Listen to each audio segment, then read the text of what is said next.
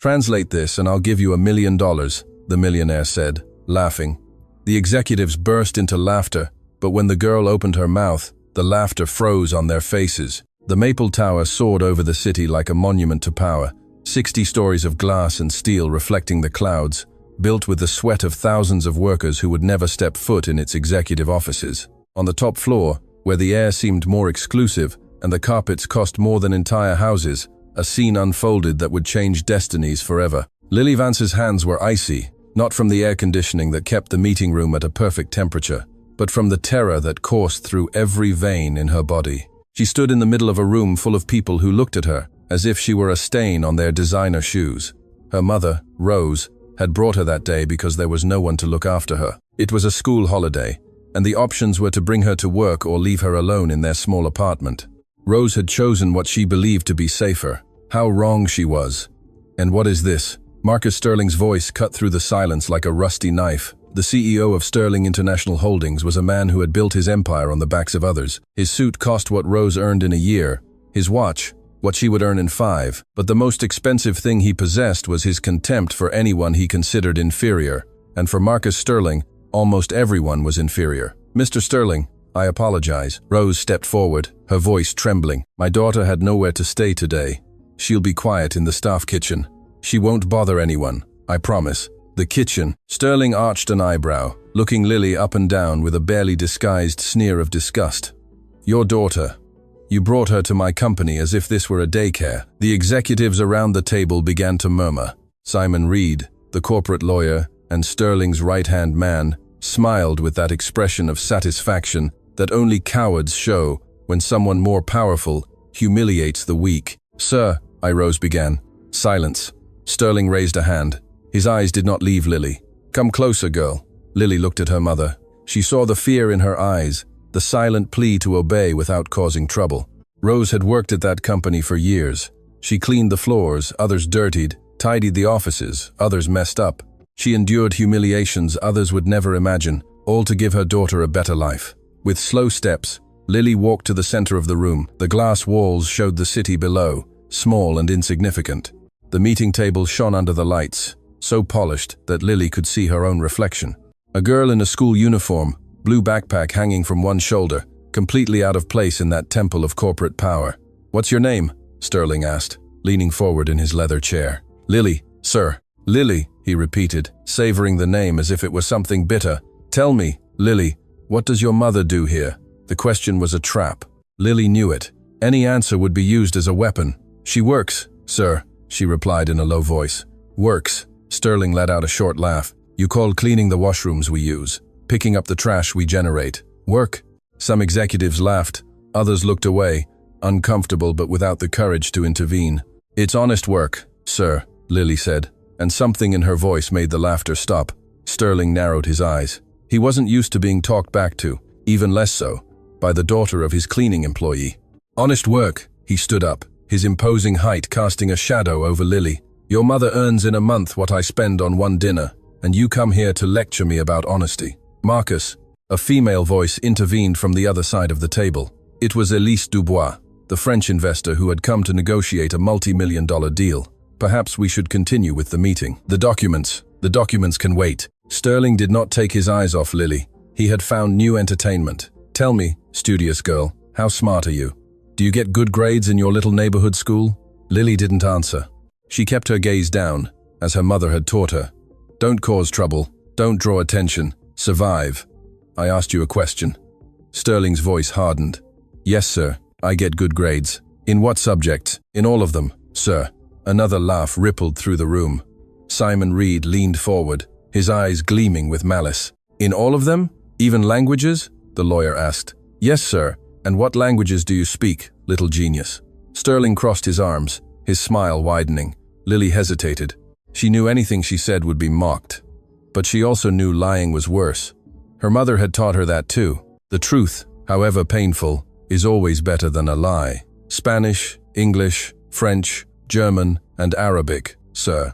The silence that followed was absolute. And then Marcus Sterling did something no one expected. He threw his head back and let out a laugh so thunderous it made the windows vibrate. A laugh that contained all his contempt, all his incredulity, all his disdain for that girl who dared to claim something so absurd. 5 languages, he exclaimed between laughs. The cleaning lady's daughter speaks 5 languages. The executives joined the laughter. It was easier to laugh with the boss than to remain silent. It was safer to be an accomplice than to be neutral. Rose wanted to run to her daughter, but her feet were nailed to the floor. Tears threatened to fall, but she held them back. She couldn't show weakness. Not here. Not now. Mr. Sterling. Elise Dubois spoke again, this time with a firmer tone. I think this has gone far enough. But Sterling wasn't finished. He had an idea that seemed brilliant in its cruelty. He walked to the table and picked up a stack of documents. They were contracts for the international negotiation that would take place that afternoon. Documents in 5 different languages prepared by professional translators who charged fortunes for their work. Very well, little polyglot. Sterling approached Lily, waving the papers in front of her face. I'll make you a deal, Marcus, Elise began. Silence, he ordered without looking at her. His eyes were fixed on Lily like a predator observing its prey. I'll give you $1 million if you translate this. The room was in commotion. $1 million to a child. Simon Reed smiled broadly. He perfectly understood what his boss was doing. It was a perfect humiliation. The girl couldn't translate anything. She would be ridiculed, and her mother would learn the lesson of never bringing trouble to the office again. Here are documents in English, French, German, Arabic, and Japanese. Sterling continued. If you can read and translate them correctly, I'll give you the money. $1 million right now, in front of everyone. That's unfair. Rose finally found her voice. She's just a child who claims to speak 5 languages. Sterling didn't even look at her. Isn't that right, Lily? Or were you lying? Lily looked up for the first time since she had entered that room. Her eyes met Sterling's. In them there was no fear, no shame. There was something the CEO hadn't seen in a long time. There was fire. I wasn't lying, sir, Lily said, her voice clear and firm. But you mentioned Japanese. I said I spoke Arabic, not Japanese. Sterling's smile wavered for a second. Then I suppose you lose by default. What a shame. But I can try anyway. Lily extended her hand. Give me the documents. A murmur ran through the room. No one expected that. Everyone expected tears, apologies, complete humiliation. Not a girl extending her hand with the same authority as an executive closing a deal. Sterling hesitated. For the first time in the conversation, he seemed unsure how to proceed, but his pride was greater than his prudence. As you wish, he handed her the documents with a dismissive smile. You have 5 minutes. Lily took the papers, her hands no longer trembling. Something had changed in her, or perhaps something that had always been there had finally awakened. She looked at the first document. It was in English. It was an investment contract, with complex clauses about equity percentages and financial guarantees. She began to read aloud. At first, no one paid real attention. They expected her to babble, to get confused, to demonstrate the farce they all believed it to be. But then the words began to flow. Lily not only read, she simultaneously translated into Spanish, explaining the meaning of each clause with a precision that made Elise Dubois lean forward in her seat. Wait, the French investor interrupted. What did you say about the termination clause? Lily repeated the translation, adding legal context that not even the lawyers present had considered. The second document was in French. Lily took it and, looking directly at Elise, began to read in perfect Parisian French. Elise Dubois paled. Her pronunciation, she murmured in her native language. It's impeccable. Lily smiled slightly and continued with the translation into Spanish. The third document was in German. It was a technical report on international bank transfers. Lily read it with the same fluency, her accent so perfect that Karl Braun, the German banker present as a consultant, took off his glasses to look at her better. Where did you learn German? He asked in his language. My neighbor was German, sir, Lily replied, also in German. She taught me since I was very little. She said words are bridges between worlds. The fourth document was in Arabic. It was a letter of intent from Omar Al-Hamad, the businessman who would negotiate via video conference that afternoon. Lily took the paper and began to read the Arabic characters from right to left, her voice adopting the particular cadence of that ancient language. Omar Al-Hamad, who was connected by video conference to observe the preliminary meeting, stood up from his seat in his office, thousands of kilometers away. Who is this child? He asked in Arabic. The cleaning lady's daughter, Lily replied in the same language without taking her eyes off the document. And your letter is very well written, Mr. Al-Hamad, especially the paragraph about the importance of trust in business. The room was completely silent. Marcus Sterling had stopped smiling. His face had transformed into a mask of disbelief that was slowly tinged with something more dangerous: humiliation. Only one document remained. The one in Japanese, the language Lily had admitted not knowing. Sterling saw his opportunity. "The last one," he said, regaining some of his composure. "Japanese. You said you don't speak it. I guess your little show ends there." Lily looked at the document. The Japanese characters looked back at her like an impossible riddle. She felt the weight of all eyes on her. She felt her mother's hope. She felt Sterling's contempt. She felt the amazement of the international investors, and then she did something no one expected. She walked to where Yuki Sato, the Japanese executive, was sitting. She bowed respectfully, as she had seen done in educational videos, and spoke. "Miss Sato, I don't speak Japanese, but I have studied your country's culture for years.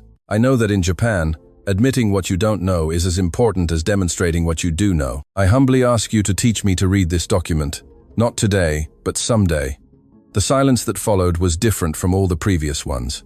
Yuki Sato slowly stood up. Her eyes shone with something that could have been admiration, or perhaps something deeper. In Japan, she said in English with a soft accent, "We have a word. Gambaru means to strive to the utmost. Never give up, give your all, even if the outcome is uncertain." She looked at Sterling with an expression that made the CEO take a step back. "This child has just shown more Gambaru than any executive I've met in 20 years of business." Elise Dubois also stood up. "I completely agree. What I have just witnessed is extraordinary." Karl Braun nodded. "I've never seen anything like it." Omar Al-Hamad from the screen spoke in English in a deep voice. "Mr. Sterling, you promised $1 million. The child translated 4 out of 5 documents perfectly. I would say she more than fulfilled her part." Sterling looked around him. The allies he expected to have had turned against him. The humiliation he had planned for a child now fell on his own shoulders. "This is ridiculous." His voice trembled with contained fury. "It was a joke. Obviously, I'm not going to give $1 million to a brat." "A joke?" Elise Dubois repeated slowly. "Humiliating a child in front of international investors seems funny to you, Mr. Sterling. This is my company." Sterling slammed the table. "I decide what's funny and what's not." Simon Reed tried to intervene. "Perhaps we should take a recess." "No one asked for your opinion." Sterling shouted at his own lawyer. Lily remained standing in the center of the room, holding the documents against her chest. She looked at her mother, who was crying silently near the door. Tears of pride mixed with fear for what would come next, because they both knew the truth. Sterling would not forgive this humiliation, no matter what But at that moment, as the afternoon sun streamed through the windows and bathed the room in golden light, Lily Vance had achieved something no one believed possible. She had made a giant tremble, and that, though she didn't know it yet, was only the beginning, because somewhere in that glass and steel tower, someone else had been watching, someone who knew secrets that would change everything, and that someone had just found exactly what they had been looking for years. The consequences came faster than Rose had feared. That same night, as mother and daughter walked to their small apartment on the outskirts of the city, Rose's phone rang. The number was from the company. Her heart stopped before she answered. "Miss Vance." The voice on the other end was cold, professional. "This is Human Resources. You are being informed that your services will no longer be required at Sterling International Holdings. You can come tomorrow to collect your severance package." The call cut off before Rose could respond. Lily watched as her mother's face crumbled, as tears began to fall, as her shoulders slumped under an invisible but crushing weight. "Mom." Lily reached out. "Don't say anything," Rose whispered. "Please, not now." They walked the rest of the way in silence, a silence heavier than any words. Lily felt the knot in her throat growing with each step. She had caused this. Her moment of bravery had destroyed her family's only source of income. The apartment greeted them with its usual darkness. Rose didn't turn on the lights. She sat in the only dining chair and buried her head in her hands. 15 years, she murmured. 15 years working there, enduring everything. And in one day, it's all over. "Mom, I didn't mean to. I know you didn't mean to." Rose raised her voice for the first time. Her eyes shone with tears and something else. Something Lily had never seen in her. Desperation. "But now we have nothing. Lily, do you understand? Nothing. The rent is due in 2 weeks. I have no savings. I have no other job waiting for me. What are we going to do?" Lily had no answer. She stood in the middle of the small living room, feeling every word from her mother pierce her chest like ice needles. "I should have kept quiet," she finally said. "I should have let him make fun of me and no." Rose took a deep breath, trying to regain her composure. "No, honey, what you did was brave. It was incredible. But in this world, the brave don't always win. Sometimes the powerful simply crush those who dare to challenge them. That's not fair." "No, it's not." The silence returned, heavier than before. Lily approached her mother and hugged her. Rose sobbed against her daughter's shoulder, letting out all the fear and frustration she had held back for hours, for years, if she was honest. "We'll find a solution," Lily whispered. "I don't know how, but we will. I promise." Rose didn't answer. She just kept crying. The following days were the hardest Lily remembered. Rose left every morning before dawn looking for work anywhere that would take her. Restaurants, shops, cleaning offices. But every door closed with the same answer: no vacancies. What Rose didn't know was that Marcus Sterling had made calls. He had used his influence to ensure that no company in the city would hire the woman who had raised the child who humiliated him. It was his form of revenge, silent, effective, ruthless. Lily continued to attend school, but her mind was elsewhere. She gazed out the window during classes, thinking of her mother walking under the sun, knocking on doors that never opened. "Lily Vance, are you paying attention?" The teacher's voice snapped her out of her thoughts. All eyes in the class were on her. "Yes, teacher. I'm sorry." "Then, can you tell me the answer to the question I just asked?" Lily had no idea what the question was, but her mind worked quickly. She looked at the whiteboard, saw the numbers of the mathematical equation, and in seconds calculated the answer. 42, teacher. The teacher blinked in surprise. "Correct, but try to be more present in class, Miss Vance." Lily nodded, but her mind had already begun to wander again. She needed to find a way to help her mother. She needed to fix what she had caused. A week after the dismissal, the situation was critical. The refrigerator was almost empty. Bills piled up unpaid, and Rose had started to cough, a deep, worrisome sound that worsened every night. "It's just a cold," she would say when Lily asked. "Don't worry." But Lily did worry. She could see her mother weakening, dark circles growing, each passing day without work, stealing a little more hope. It was then that Lily made a decision. She waited for her mother to fall asleep and turned on their old computer. The internet connection was slow, but it worked. She started looking for online translation jobs, services where people paid for document translations. She had no certificates, no credentials, nothing but her languages and her determination. She created an account under a false name. She couldn't use her own. She was underage, and the rules didn't allow her to work. But rules didn't feed her mother. Rules didn't pay the rent. Her first job was small, translating a restaurant menu from Spanish to English. It paid only a few cents, but Lily did it with the same dedication she had put into Sterling's boardroom. When the client left a positive review, something changed. Other clients began to contact her. Legal documents, business letters, important emails. Each job was more complex than the last, but Lily didn't stop. She worked until dawn while her mother slept. She woke up early to go to school. She slept only a few hours, but every penny she earned went directly into an account she had managed to open with borrowed ID from an adult neighbor who owed her mother favors. Weeks passed. Rose noticed changes she couldn't explain. The refrigerator had food, bills appeared paid, but when she asked, Lily only said she had found coins on the street or that a neighbor had given them groceries. "Lily," Rose confronted her one night, "I need you to tell me the truth. Where is the money coming from?" Lily hesitated. She hated lying to her mother, but she also knew that if she told her the truth, Rose would forbid her from continuing. And then, what would they eat? "I'm doing small jobs," she finally said. "Helping classmates with homework. Nothing bad, Mom, I promise." Rose looked at her for a long moment. Her mother's eyes knew there was more, but they also knew her daughter was trying to help in the only way she knew how. "Promise me you're not doing anything dangerous. I promise." It was a half promise. Working to exhaustion was dangerous. Falsifying her age to work was illegal. But Lily convinced herself that it was necessary, that the end justified the means. How wrong she was. The call came a month after the dismissal. Lily was in class when the principal entered the room with a grave expression. "Lily Vance, I need you to come with me." Murmurs filled the classroom as Lily stood up. She walked behind the principal through hallways that suddenly seemed longer, more menacing. In the principal's office, two people were waiting, a man and a woman, both with professional expressions that revealed nothing. "Lily, these are from the Children's Aid Society," the principal explained. "They have some questions for you." "No," Lily's heart sank. "Miss Vance," the man spoke in a neutral voice, "we've received an anonymous report about your family situation. It claims you are working illegally and that your mother has no employment or means to support you." That's not, Lily began. We also received documentation suggesting you've been using false identities to operate on online freelancing platforms, the woman added. Is that true? Lily felt the world closing in around her. Someone had reported her. Someone who knew exactly what she was doing. Sterling had to be him. His revenge hadn't ended with her mother's dismissal. He had waited. He had watched. And now he was attacking where it hurt the most. We need to speak with your mother, the man continued. And depending on what we find, we may have to consider alternative custody options. Alternative custody? Lily felt the air leave her lungs. You want to take me away from my mom? No one wants that, the woman said, but her voice didn't sound convincing. We just want to make sure you're in a safe environment. My mother is the safest person in the world. Lily felt tears threatening to fall, but she held them back with all her willpower.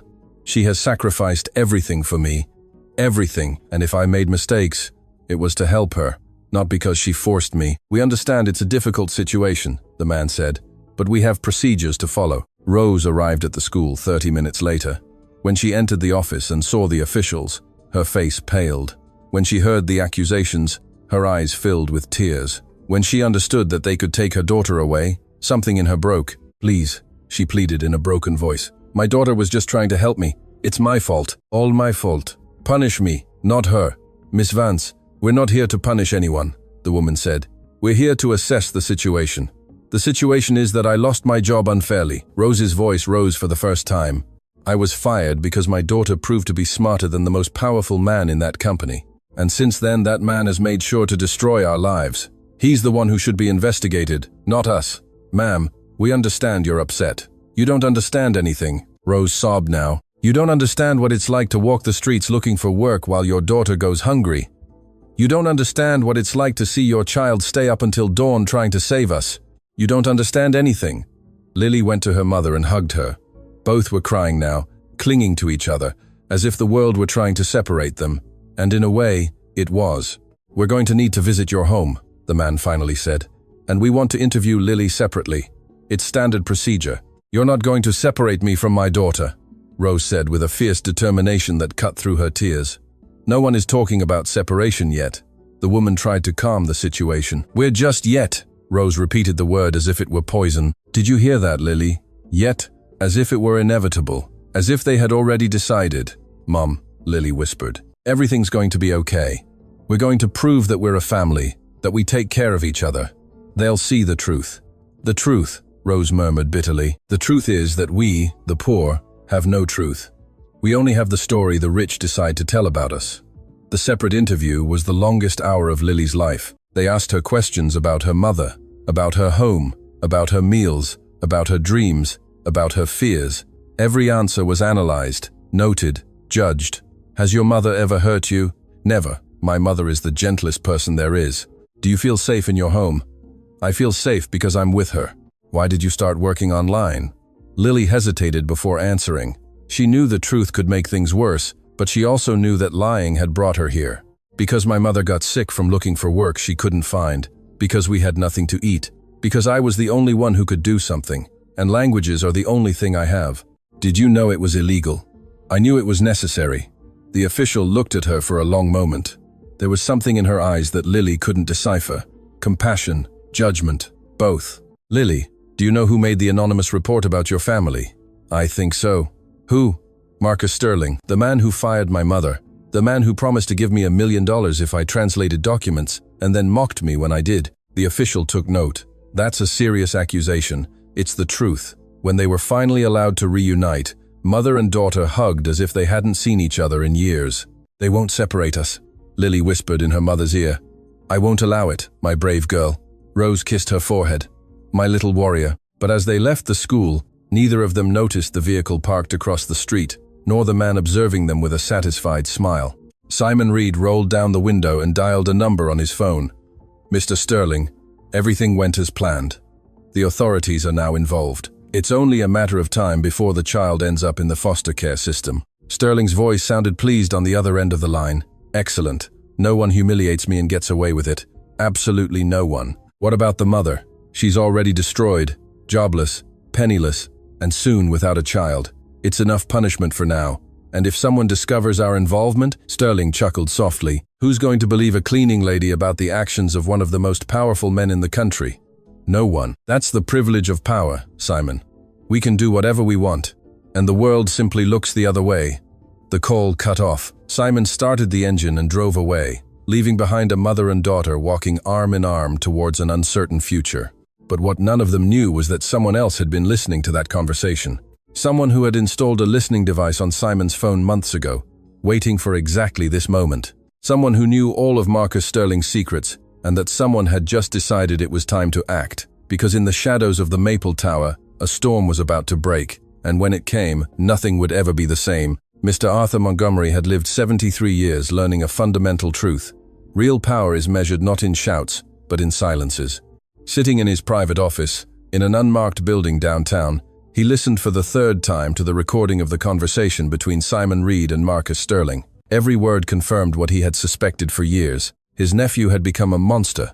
Because yes, Marcus Sterling was his nephew, the son of his younger sister, whom Arthur had raised as his own when she died of an illness doctors could never explain. He had given him education, opportunities, contacts, taught him everything about business, and Marcus had used every lesson to build an empire of cruelty. Mr. Montgomery, his assistant, a woman named Hope Campbell, interrupted his thoughts. The investigations you requested are complete. Hope placed a thick folder on the desk. She was a middle-aged woman, discreet, efficient. She had worked for Arthur for decades and knew secrets that could bring down governments. What did you find about the girl? Arthur asked without looking up. Lily Vance, outstanding student, perfect grades at all levels, speaks 5 languages fluently, confirmed. Her mother, Rose Vance, worked 15 years at Sterling International Holdings until her unjust dismissal a month ago. And the anonymous report? We traced the origin. It was made from a disposable phone, but cell towers located the call within the Maple Tower, specifically on the legal office's floor. Simon, Arthur murmured the name as if it were poison. There's more, Hope continued. The mother is ill. It started as a simple cough, but it has worsened. Our contacts at the community hospital indicate she has visited the free clinic 3 times in the last 2 weeks. Doctors suspect severe bronchitis, possibly progressing to pneumonia. She needs medication she cannot afford. Arthur closed his eyes. The image of Rose walking in the rain, looking for work, getting sick while her daughter worked until dawn to keep them afloat, caused a pang of guilt. He had created the monster, destroying those lives. What about the Children's Aid Society case? Hearing scheduled for 1 week from now. If the assessment determines the home is inadequate, Lily will be removed from her mother's custody and placed in the system. And the assessors? That's the interesting part. Hope pulled out another document. One of the assigned officials, Robert Peters, has financial connections with subsidiary companies of Sterling Holdings. He receives monthly payments categorized as consulting, but there is no evidence of any service rendered. A disguised bribe, Arthur nodded slowly. Marcus bought the assessor. That seems to be the case. The verdict is probably already decided. Arthur rose from his chair and walked to the window. From there, he could see the Maple Tower shining in the distance, a monument to the ego of a man without conscience. For years, Arthur had observed from the shadows. He had founded Sterling International Holdings decades ago, but had retired when his health began to fail, leaving everything in his nephew's hands. It had been his biggest mistake. Marcus had transformed the company, made it bigger, richer, more powerful, but he had also turned it into something corrupt. Bribes to officials, destruction of competitors, exploitation of workers, and now persecution of a mother and her daughter for the simple offense of having wounded his pride. Hope, Arthur spoke without turning around. I need you to do something for me. Whatever you command. I want to meet that girl, Lily Vance. Lily was walking home from school when she noticed someone following her. It wasn't obvious. Whoever it was knew how to keep their distance. But Lily had developed keen instincts in recent weeks. Living under constant threat does that to people. She quickened her pace. The follower also quickened. Her heart began to beat faster. It was someone sent by Sterling. Another move in his cruel game. She thought about running, but her legs trembled too much. Lily Vance, a female voice called out. She turned sharply. A middle-aged woman approached with her hands visible, showing she posed no threat. Who are you? Lily took a step back. My name is Hope Campbell. I'm not here to harm you. I'm here to offer you help. Help? Lily laughed bitterly. The last person who offered help ended up reporting us to the authorities. I understand your distrust, but there's someone who wants to meet you. Someone who knows what Marcus Sterling has done to you and your mother. Someone who can truly help you. Who? His name is Mr. Arthur Montgomery. He was, the original owner of Sterling International Holdings. Lily blinked. The original owner? But Sterling is his nephew. Arthur founded the company decades ago and handed it over when he retired, but he never imagined what his nephew would turn it into. And why would he want to help us? Hope looked at her with an expression that mixed sadness and determination. Because he has spent years observing his nephew's cruelties without being able to do anything. Because he saw what he did to you in that boardroom and felt ashamed to share blood with that man. And because he believes that you, Lily, have something he lost a long time ago. What thing? The courage to face the powerful. The meeting took place that same afternoon in a small cafe away from downtown. Lily had insisted on a public place, and Arthur had accepted without objection.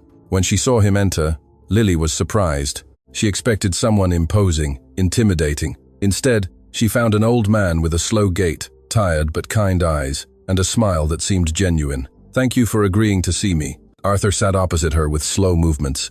"I know you have no reason to trust anyone connected to Sterling." "I don't," Lily confirmed. "But I also don't have many options. Direct. I like that." Arthur ordered 2 hot chocolates from the waiter before continuing. "Do you know who I am? Your assistant explained it to me. You founded the company. Sterling is your nephew. More than that, I raised him. When my sister died, Marcus was only 8 years old. I took him into my home, educated him, gave him everything I had. I thought I was raising a good man. You were gravely mistaken," Arthur sighed. "Power reveals who we really are. And Marcus revealed something I didn't want to see. Cruelty, boundless ambition, contempt for anyone he considered inferior. Why didn't you do anything sooner?" The question hit Arthur like a slap. It was the same question he asked himself every night. "Cowardice," he admitted. "Shame, denial. I convinced myself they were rumors, exaggerations, that the child I had raised couldn't be that bad. But when I saw you in that boardroom, when I saw how my nephew enjoyed humiliating a child in front of dozens of people, I knew I could no longer look away. You were there. I have access to all the company's security cameras. I never completely relinquished control. It was my last safeguard, although I never thought I would have to use it." Lily processed the information. "So you saw everything. Everything. I saw how you translated those documents with a skill that professionals would take years to develop. I saw how you faced a man who has destroyed careers with a snap of his fingers. I saw how, when the Japanese document arrived, you had the wisdom to admit what you didn't know, and the humility to ask to be taught." His eyes welled up slightly. "I saw an extraordinary child being treated like dirt by a man who doesn't deserve to clean her shoes." The hot chocolate arrived. Lily wrapped her hands around the cup, absorbing the warmth. "What do you want from me?" she finally asked. "I want to help you and your mother." "How?" Arthur took an envelope from his jacket. "Here is enough money to pay for your mother's medical treatment. I know she's sick. I know she needs medication you can't afford." Lily looked at the envelope, but didn't touch it. "And in return, nothing. No one gives something for nothing." Arthur smiled with genuine admiration. "You're right. There's always a motive. Mine is redemption. I've spent years allowing my nephew to destroy lives, while I quietly counted my money. Helping you won't erase my sins, but perhaps it can prevent me from committing more. There's something else." Lily looked him directly in the eyes. "You want more than to feel better about yourself." Arthur was silent for a long moment. Finally, he nodded.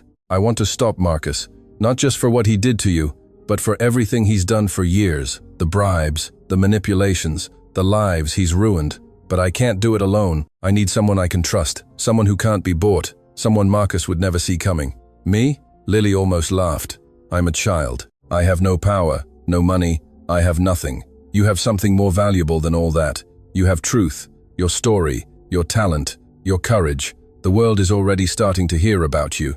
The investors who were at that meeting haven't stopped talking about the girl who humiliated Sterling in his own boardroom. Talk? Elise Dubois, the French investor, cancelled all her negotiations with Sterling Holdings. Omar Al-Hamad did the same. Karl Braun is reconsidering his involvement, and Yuki Sato published an article in a Japanese business magazine about the importance of recognizing talent regardless of its origin. Lily felt something strange in her chest. Hope, pride. She wasn't sure. "And what do you want me to do?" "For now, nothing.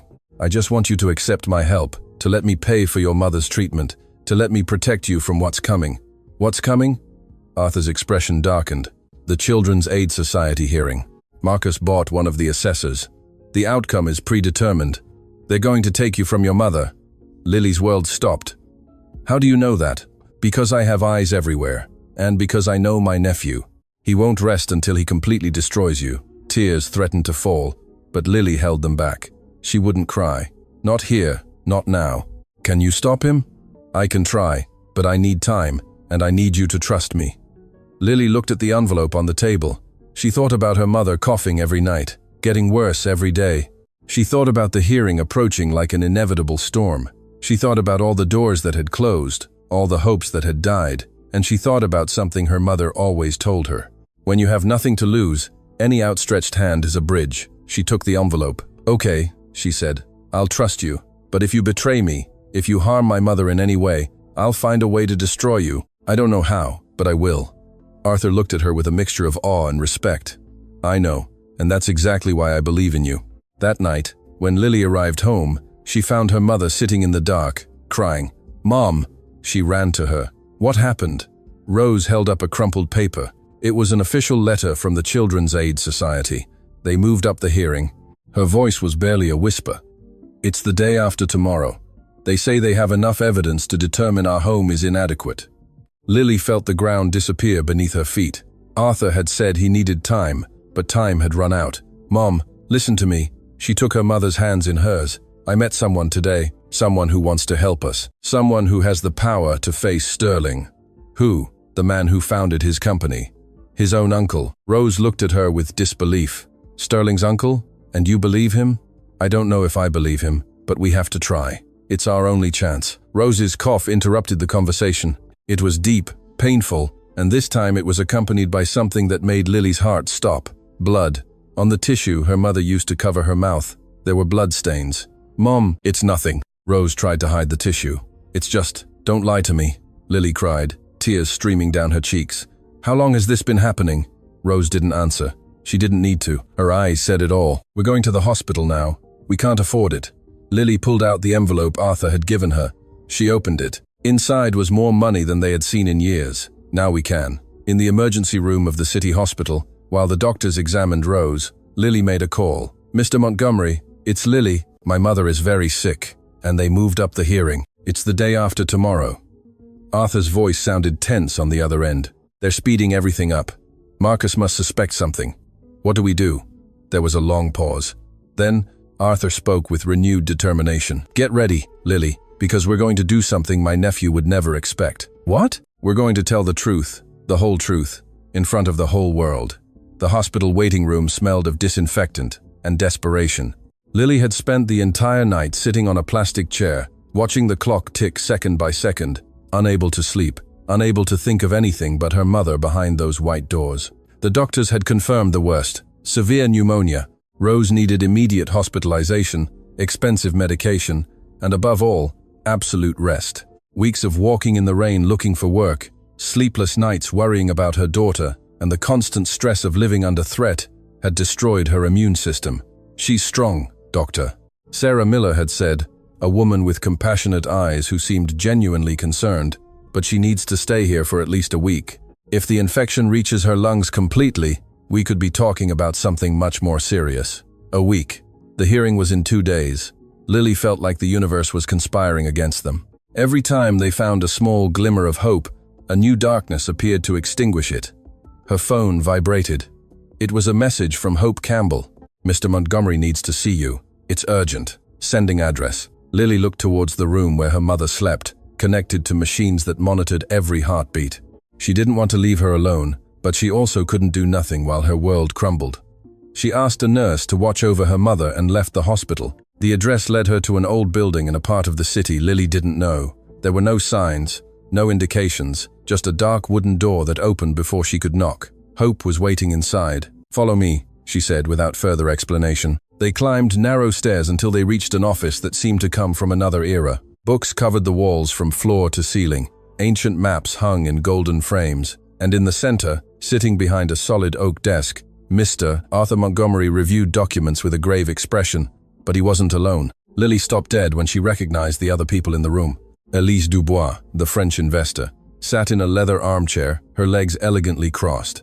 Omar Al-Hamad, the Arab businessman, stood by the window, his expression serious but not hostile. And Yuki Sato, the Japanese executive, occupied a chair near the desk, her hands resting on a briefcase. "What's happening?" Lily asked, her voice trembling slightly. "Sit down, Lily." Arthur pointed to an empty chair. "There's a lot to explain, and little time." Lily obeyed, though every muscle in her body screamed at her to run. Elise Dubois was the first to speak. Her English had an elegant accent, but it was perfectly understandable. "After what we witnessed in that boardroom, none of us could forget you. A child confronting a man like Sterling, demonstrating skills that professionals would take decades to develop.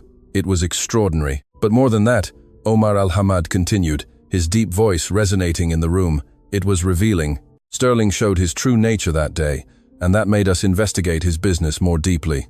"Investigate?" Lily looked at Arthur for an explanation. "International investors have resources that I don't," Arthur explained. "When I contacted them a few days ago, they had already begun their own investigations into Sterling Holdings. What they found is devastating."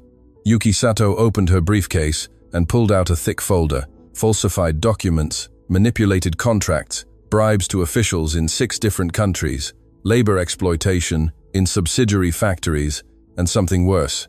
She handed the folder to Lily. "Your mother wasn't the first employee Sterling destroyed for personal reasons. There's a pattern. Dozens of people over the years, workers who contradicted him, who refused to participate in his schemes, who simply rubbed him the wrong way. They all ended up the same: fired, defamed, blocked from getting employment anywhere." Lily skimmed the documents, names, dates, testimonies, stories of broken families, ruined careers, shattered lives. Her mother was just the latest victim of a monster who had operated with impunity for years. "Why didn't anyone do anything sooner?" she asked in a broken voice. "Because power protects power," Elise replied bitterly. "Sterling has connections in the government, in the media, in the judicial system. Anyone who tried to expose him was silenced before they could speak. But now there are many of us. And we have something Sterling didn't expect," Omar added. "What?" "You." Arthur leaned forward. "Your story has gone viral, Lily. The video from the boardroom was leaked to the internet 3 days ago." "What?" Lily felt the air leave her lungs. "How?" "I leaked it," Arthur admitted without remorse. "It was a calculated risk. I knew Sterling would accelerate his revenge, but I also knew the world needed to see who my nephew really is." Hope turned on a screen on the wall. The video showed exactly what Lily remembered. Sterling laughing at her, the $1 million challenge, her demonstration in 4 languages, the humility with the Japanese. But the most striking thing were the numbers below the video. 47 million views. "In 3 days, the whole world is talking about you," Elise said. "You're trending in 17 countries. Journalists from all over the planet want to interview you, and most importantly, they are investigating Sterling." Lily couldn't process what she was seeing. Her moment of humiliation had turned into something completely different. People weren't laughing at her. They admired her, defended her, demanded justice. The comments, Yuki pointed to the screen where thousands of messages appeared. "They're asking Sterling to fulfill his promise. The $1 million. People say you deserve it. I don't want his money," Lily said firmly. "I just want him to leave my family alone. And that's exactly what we're going to achieve." Arthur stood up. "But we need your help." "My help for what?" "For the press conference we've organized for tomorrow." The next few hours were a whirlwind of preparation. Arthur explained the plan. Tomorrow, hours before the Children's Aid Society hearing, they would hold an international press conference. The investors would present evidence of Sterling's corporate crimes. Arthur would reveal his identity as the company's founder and publicly denounce his nephew's actions. And Lily would tell her story. "Not just what happened in the boardroom," Arthur clarified. "Everything. Your mother's unjust dismissal, the campaign to prevent her from finding work, the anonymous report, the board assessor, everything." "And you think it will work?" Lily asked skeptically. "Sterling has power. He has lawyers. He has connections. But he doesn't have something we do," Omar replied with a smile that didn't reach his eyes. "Documented truth. And 47 million witnesses who are already on your side." Elise approached Lily and took her hands. "I know you're scared. Anyone would be. But what you did in that boardroom proved you have more courage than men who have led nations. You're not alone in this." Yuki nodded. "In Japan we say nana korobi yaoki. It means to fall 7 times and get up 8. You've already gotten up more times than I can count. One more time won't defeat you." Lily looked at each person present. an old man seeking redemption, a French investor who had risked millions for principles, an Arab businessman who believed in justice, a Japanese executive who valued humility over arrogance, and her, a child who only wanted to protect her mother. "Okay," she finally said. "I'll do it." That night, Lily returned to the hospital. Her mother was awake, though weak.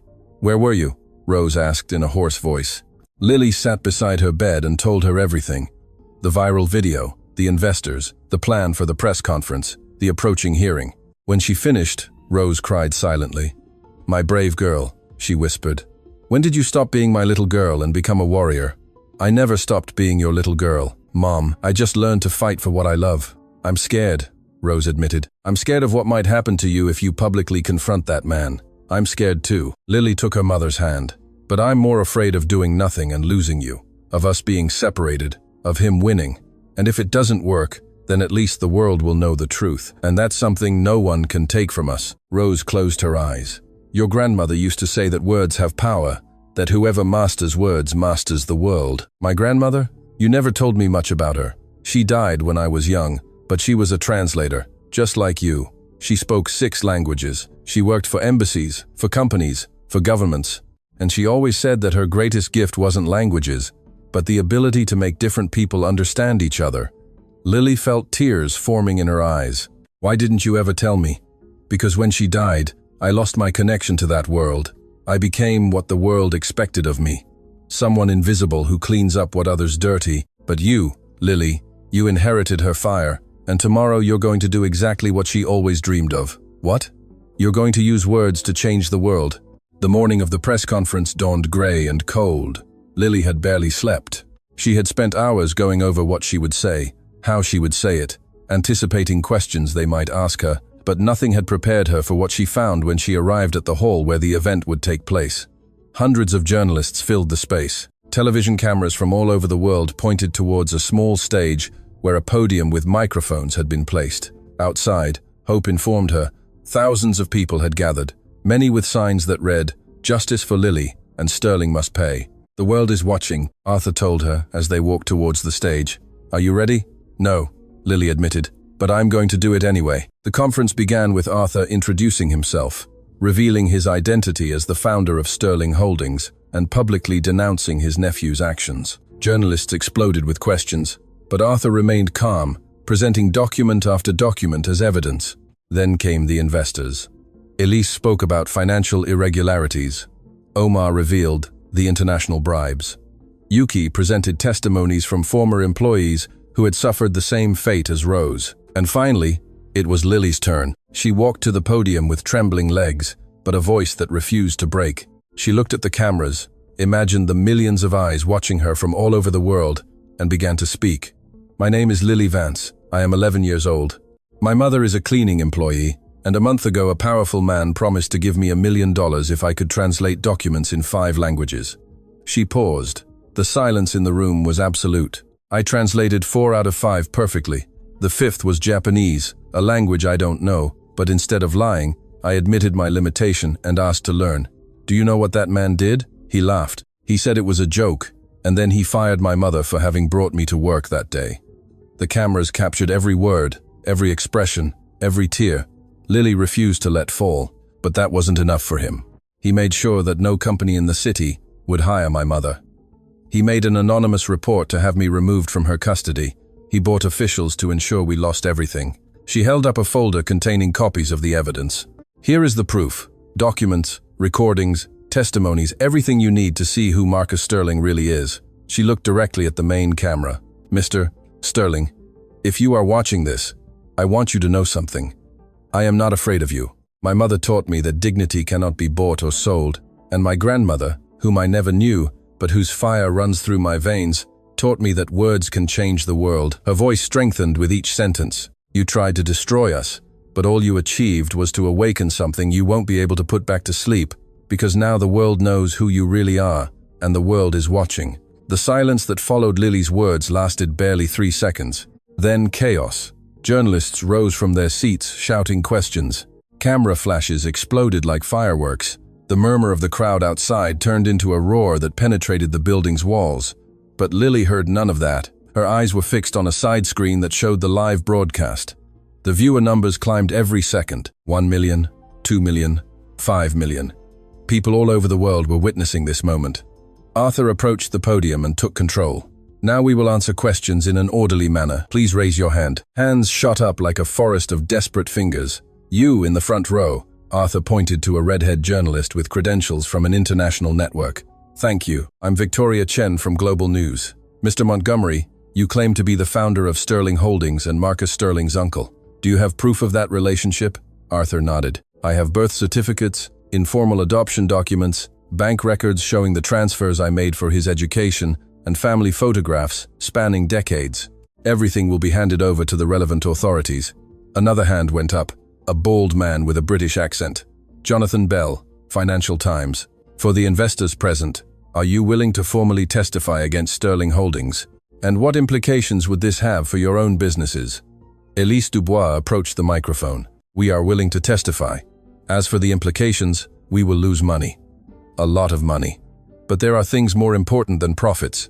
Integrity is one of them. Omar Al-Hamad added, in my culture, honor is worth more than gold. What we witnessed in that boardroom was the dishonor of a man who believes money protects him from everything. He was wrong. Questions continued for almost an hour about the documents, about the testimonies, about Sterling's pattern of conduct. Each answer was another stone in the wall being built around the CEO's empire. Finally, a young journalist timidly raised her hand. This question is for Lily. How did you learn so many languages at such a young age? Lily looked at the journalist. It was the first question specifically addressed to her since her initial statement. My mother worked all day, she began. When I was little, I spent a lot of time alone. Our neighbors in our building came from different countries. Mrs. Ingrid from Germany taught me her language while she looked after me. Mr. Ahmad from Syria told me stories in Arabic while his wife cooked for us. Madame Colette, an old French lady who lived on the 3rd floor, read me poetry in her language every afternoon. She paused, remembering faces she hadn't seen in years. To them, I wasn't the cleaning lady's daughter. I was simply Lily, a curious child who asked many questions. They taught me their languages because it was the only thing they had to give, and I learned because it was the only way I knew to thank them for their love. The silence that followed was different from the previous one. It was not tension or expectation, it was respect. And English? The journalist asked softly. The internet. Lily smiled slightly. Videos, movies, songs. My mother couldn't afford private lessons for me, but knowledge is there for anyone who wants to seek it. The conference ended past noon. As Lily was escorted out of the building, her phone began to vibrate uncontrollably. Messages from unknown numbers, social media notifications, missed calls from international prefixes, but only one message caught her attention. It was from Dr. Sarah Miller at the hospital. Your mother woke up. She's asking for you. Come when you can. Lily ran. In the hospital room, Rose was sitting in bed with her eyes fixed on a small television showing the news. The press conference was the main topic on every channel. My child, she whispered when Lily entered. My little warrior. Lily threw herself into her arms, crying for the first time in days. All the contained emotions, all the fear, all the pressure came out in sobs that shook her entire body. You did it, Rose caressed her hair. You faced a monster, and the whole world saw it. I was so scared, Mom, so scared of failing, of it being useless. But you didn't fail. You have never failed, Lily. Everything you've done with your heart, and the heart never lies. Dr. Miller entered at that moment with a smile that lit up her face. I have good news. The infection is responding to treatment. If all goes well, your mother could be discharged from the hospital in 4 or 5 days. Really? Lily felt a wave of relief. Really? Although she'll need absolute rest for several weeks. No stress, no worries. Rose laughed softly. That will be difficult with a daughter who has just declared war on one of the most powerful men in the country. The doctor looked at them curiously. I saw the press conference. The whole hospital saw it. The nurses are talking about organizing a collection for you. We don't need charity, Rose began to say, but Lily interrupted her. We need justice, doctor, and today we took the first step to get it. The following hours were a whirlwind of calls and visits. Hope arrived first with news that changed everything. The Attorney General announced a formal investigation into Sterling Holdings. They are reviewing all the documents we presented, and there's more. 3 former employees who had remained silent out of fear now want to testify.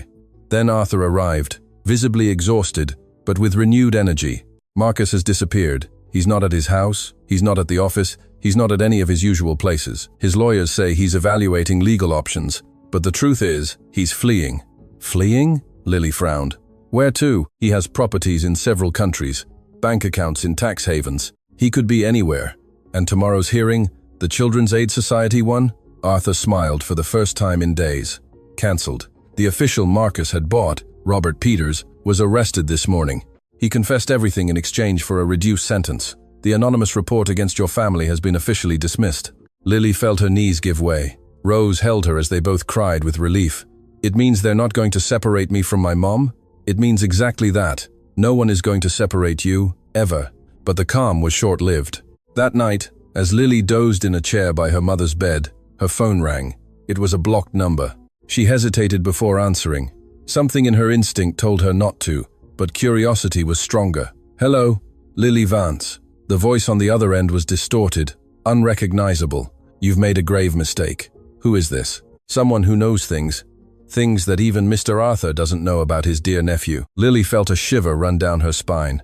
What things? Marcus Sterling is not who everyone thinks he is. His cruelty has deeper roots than you imagine. Roots that extend to your own family. My family? I don't understand. Your grandmother, the translator. Do you think it was a coincidence she died so young? Do you think it was a coincidence your mother ended up working for Sterling's company? Lily's heart was beating so hard she could hear it in her ears. What are you saying? I'm saying there's a story no one has told you. A story that connects your family with the Sterlings for decades. And if you want to know the whole truth, you need to look in the place where it all began. What place? Arthur Montgomery's personal archive. Ask him about the year he met your grandmother. Ask him what happened at the French embassy. Ask him why your mother never knew who her father was. The line went dead. Lily was paralyzed. The phone still glued to her ear. The mysterious voice's words bounced in her mind like echoes in a dark cavern. Her grandmother, the French embassy, her mother's father. What did it all mean? She looked at Rose, who slept deeply thanks to the medication. Her mother had never spoken of her father. Lily had always assumed it was a painful topic, something she shouldn't ask about. But now the questions multiplied like viruses in her mind. Who was her mother's father? What connection did her grandmother have to the Sterlings? And why would someone want her to know all this just now? The next morning, Lily confronted Arthur. She found him in his office reviewing legal documents related to the investigation against his nephew. When she entered, she immediately noticed something had changed in his expression. Last night I received a call, she said without preamble. Someone told me to ask you about my grandmother, about the French embassy, about my mother's father. Color drained from Arthur's face. Who called you? I don't know. The voice was distorted, but it knew things. Things that made me realize there's a story no one has told me. Arthur slumped into his chair as if he had suddenly doubled in weight. I hoped you would never have to know this, he murmured. I hoped I could help you without the truth coming to light. What truth? The old man closed his eyes for a long moment. When he opened them, there were tears in them. Your grandmother, Catherine Vance, was the most extraordinary woman I ever met. She worked as a translator at the French embassy when I met her. She had the same light in her eyes, the same passion for languages, the same inner fire as you. He paused, as if each word cost him physical effort. We fell in love. It was a forbidden love. Impossible. I was married. I had responsibilities, a reputation to maintain, but Catherine was like a magnet. I couldn't stay away from her even though I knew I should. Lily felt the ground move beneath her feet. Are you saying that you and my grandmother had a relationship? It lasted almost 2 years, and from that relationship, a child was born. A child Catherine raised alone because I was too cowardly to publicly acknowledge her. My mother, Lily whispered. My mother is your daughter. Arthur nodded, unable to look her in the eyes. Rose is my daughter, which means you, Lily, are my granddaughter. Lily's world collapsed and rebuilt in an instant. Everything she thought she knew about her family, about her history, about herself, was a lie. My mother knows? No, Catherine never told her. She made me promise to keep the secret until my death. But now, Sterling is your nephew. Lily connected the dots with growing horror, which means Sterling is my mother's cousin, which means the man who tried to destroy us is my family. Yes. Arthur finally looked at her. Marcus knows nothing of this. No one knew, except me and your grandmother. But someone else discovered the truth. Someone who wants to use it. Use it for what? I don't know, but we have to find out before it's too late. Lily sank into a chair, her mind processing information that changed everything. She was Mr. Arthur Montgomery's granddaughter, Marcus Sterling's cousin, heir to a legacy she never knew existed, and someone somewhere knew all these secrets and was using them as pieces in a game she was just beginning to understand. "What do we do now?" she asked in a trembling voice. "Now." Arthur stood up with renewed determination. "We find out who is behind this and discover what they really want." But before they could take the first step, Arthur's phone rang. It was Hope, and her voice sounded terrified. "Mr. Montgomery, turn on the news now." Arthur turned on the television. The image that appeared made them both hold their breath. Marcus Sterling was on screen, standing in front of a microphone with a chilling smile, and the words he uttered changed everything. "I have information that will destroy Mr. Arthur Montgomery and reveal that the little heroine Lily Vance is part of a family conspiracy to steal my company, and I have the evidence to prove it." Marcus Sterling's words echoed on the screen like a death sentence. Lily felt the air leave her lungs. Arthur paled visibly, his hands trembling as he watched his nephew on the screen. In the next 24 hours, Sterling continued with that chilling smile. "I will reveal documents that prove Arthur Montgomery has been planning for decades to regain control of my company, and his secret weapon is a child who happens to be his illegitimate granddaughter." The word hit Lily like a punch. Illegitimate. As if her existence were a mistake, as if her life were a stain to be erased. "This supposed David and Goliath story," Sterling spat the words, "is actually a family conspiracy to destroy me, and I have someone who can confirm everything." The camera moved, revealing a person sitting next to Sterling, Simon Reed, the lawyer who had been his right-hand man, the man who had executed every cruel order, every ruthless revenge. Now he was there, with a nervous but determined expression. "Mr. Reed," Sterling addressed him. "Tell the world what you know." Simon cleared his throat. "For years I worked alongside Mr. Arthur before he retired. I witnessed private conversations where he expressed his intention to regain the company when the time was right. He mentioned a secret daughter he would one day use as a legitimate heir." Lily looked at Arthur with horror. "Is that true?" "No," Arthur vehemently denied. "Simon is lying. He never worked with me directly. He was hired by Marcus years after my retirement." "Then why is he saying these things?" "Because Marcus has him trapped. Simon knows too much about my nephew's real crimes. If he doesn't cooperate, he'll go to prison with him." On the screen, Sterling continued his act. "Tomorrow at 10 a.m., in the same place where this child put on her media circus, I will present all the evidence. The world will see who the Montgomerys and the Vances really are, a family of liars and manipulators." The broadcast ended. The silence in Arthur's office was crushing.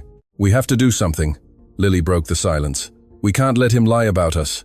What he says has no legal basis." Arthur tried to remain calm, but his voice trembled. "There are no documents to prove a conspiracy, because no conspiracy exists. But the public damage is already done." Hope intervened.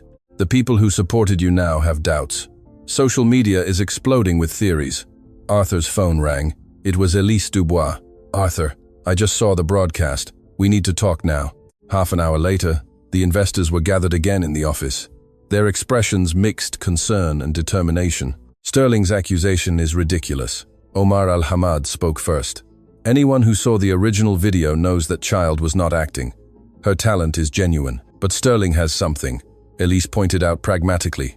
"He wouldn't make such a statement without having some kind of evidence, even if it's fabricated." "Fabricated?" Lily asked. "Fake documents," Yuki Sato explained.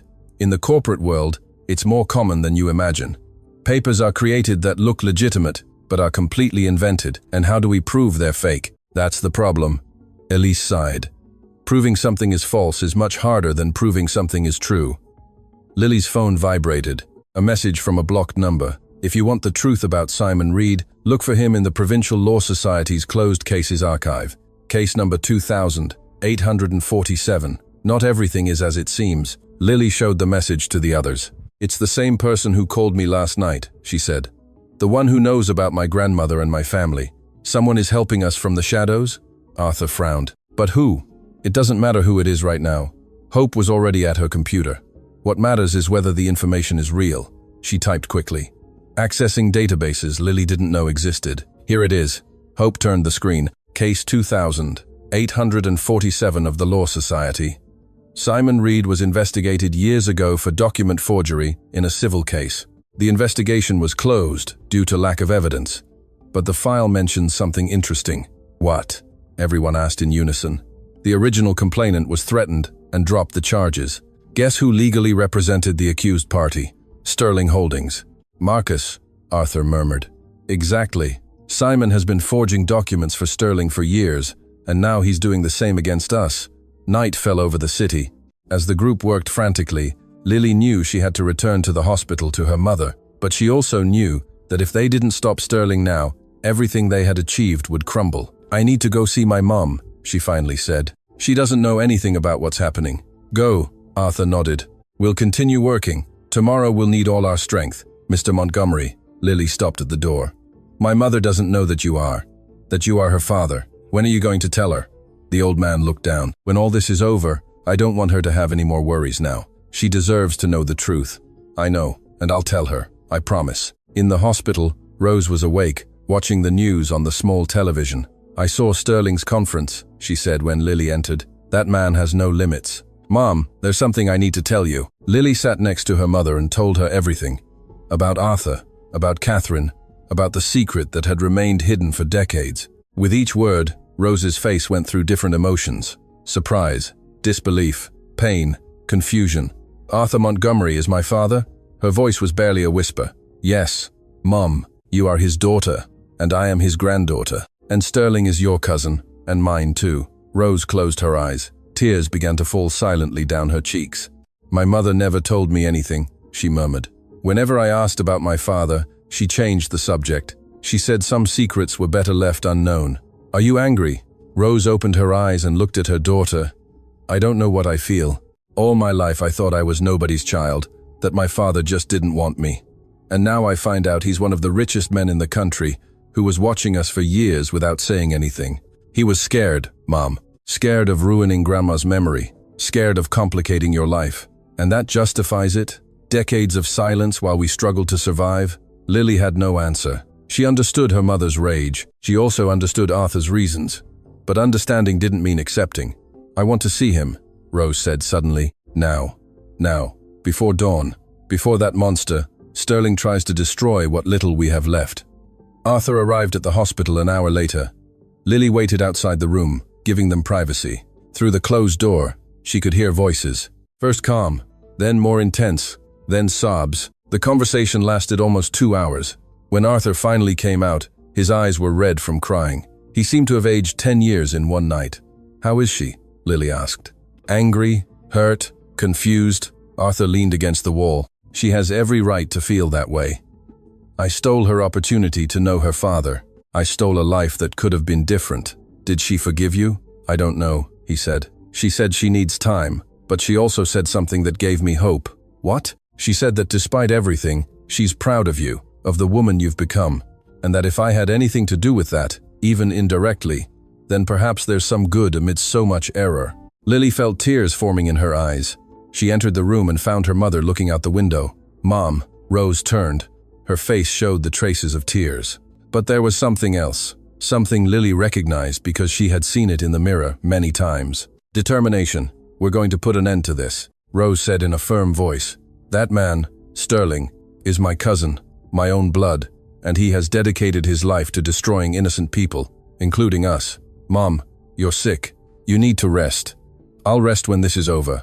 Right now, my place is with you. The doctors won't let you leave. Then we'll leave without them seeing us. Rose smiled for the first time in days. Do you think only you inherited your grandmother's fire?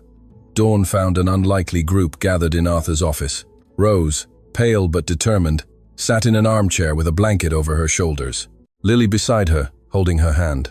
Arthur, in front of them with an astonished expression at seeing the daughter he never knew facing the battle alongside him. The investors occupied the rest of the room, each contributing resources and contacts. And in the center of the table, a screen displayed the discovery that would change everything. We found the origin of the mysterious call, Hope announced. You won't believe who it is.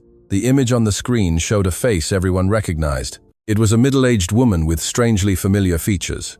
Her name is Clara Sterling, Hope explained. She's Marcus Sterling's younger sister, and apparently she's been collecting evidence against her own brother for years. Sterling has a sister? Lily couldn't believe it. A sister he practically erased from existence, Arthur murmured, recognizing the face. Clara, the last time I saw her she was just a teenager. Marcus sent her away when he took control of the company. He said it was for her own good, but the truth is, she was always my parents' favorite. He couldn't stand it. And now she's helping us? Apparently so. Hope, can you contact her? I already did. She's on her way. Clara Sterling arrived 30 minutes before Sterling's press conference. When she entered the office, Lily immediately noticed the family resemblance. The same eyes as Arthur, the same upright posture. But where Sterling radiated cruelty, Clara emanated a deep sadness mixed with resolution. "Uncle Arthur," was the first thing she said. "It's been a long time, too long." Arthur approached and hugged her. "Why did you never contact me?" "Because Marcus threatened me," she said. "He said if I ever tried to get close to the family, he would destroy everything I loved." Clara separated from the embrace, but I have nothing left to lose. And when I saw what he did to this child, I knew it was time to act. She looked at Lily with a mixture of admiration and pain.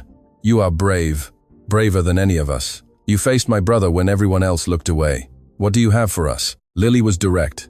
"Sterling's conference starts in less than an hour." Clara pulled a hard drive from her purse.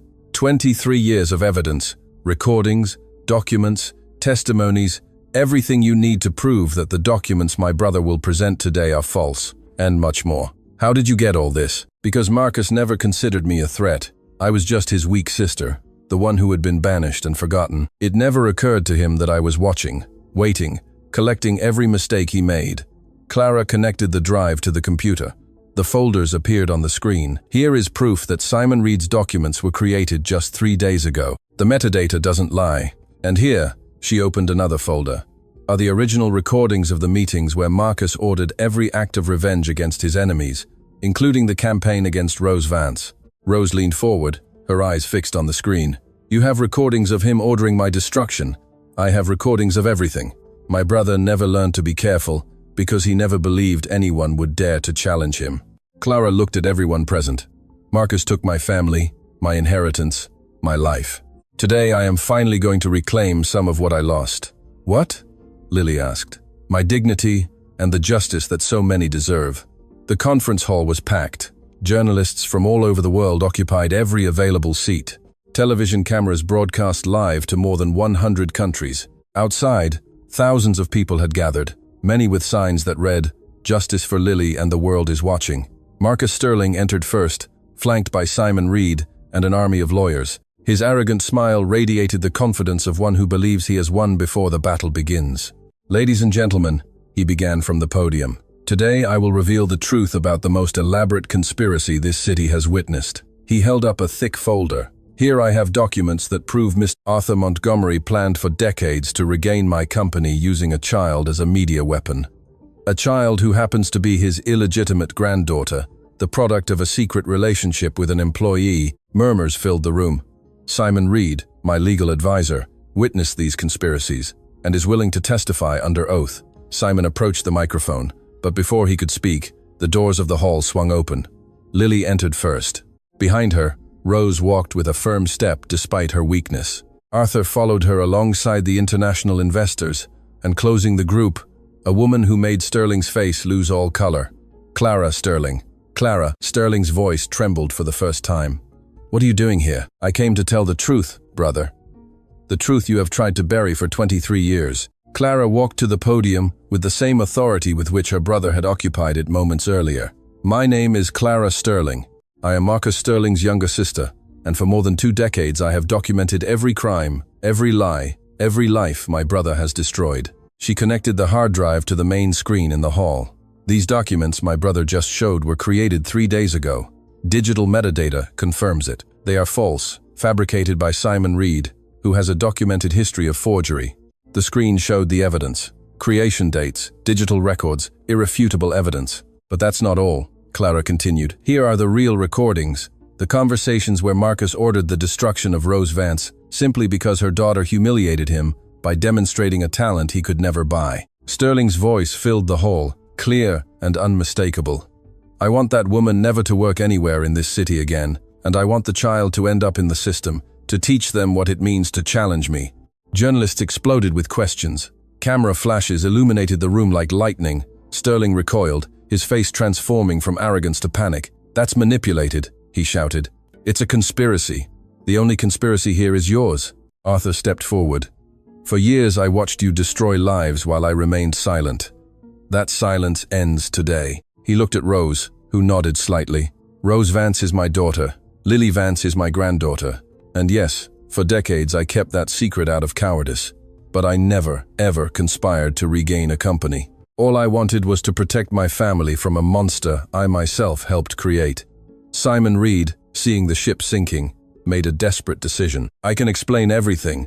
He approached the microphone. Sterling forced me to lie. He threatened to destroy me if I didn't cooperate. I have proof of his other crimes no one knows about yet. Shut up! Sterling lunged at his former ally, but security guards stopped him.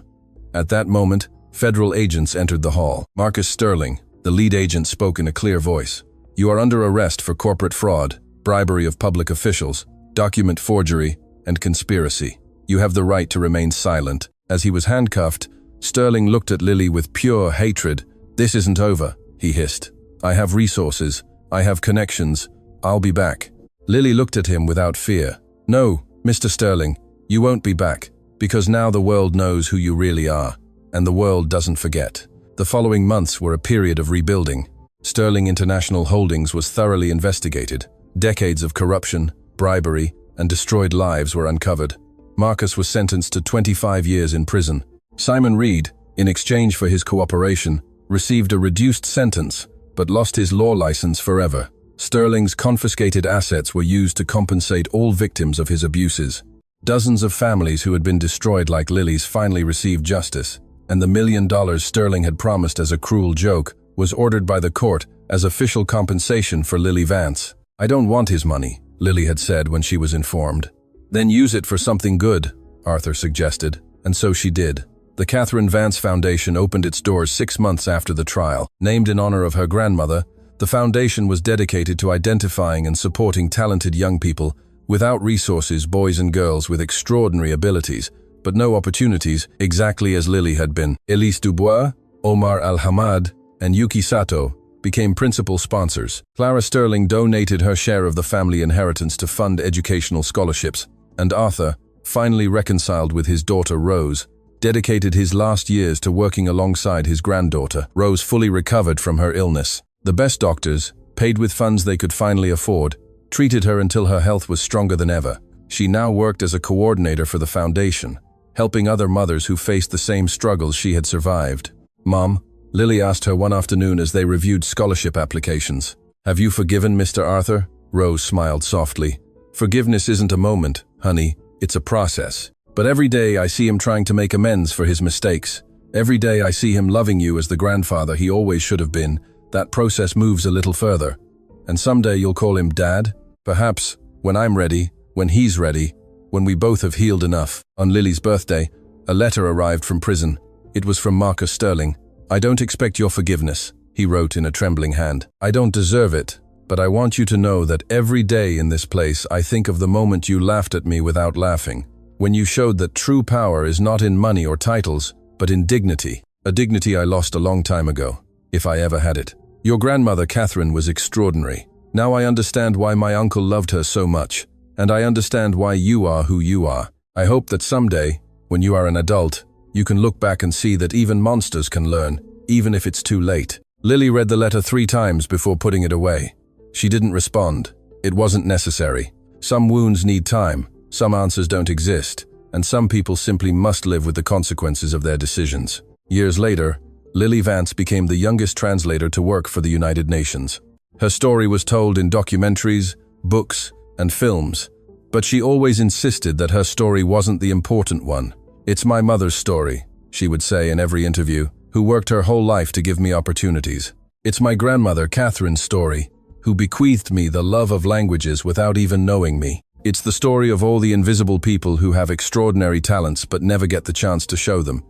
In her office, on her desk, she kept a framed photograph. It was from that day, in the Sterling International Holdings boardroom, a girl with a school backpack, surrounded by executives who mocked her. Below the photo, a plaque with words her mother had told her that night in the hospital. Words can change the world, and they certainly had, because a child had shown that talent needs no certificates, that dignity is priceless, and that sometimes the biggest giants can be brought down by the smallest voices. It just takes the courage to speak, and someone willing to listen.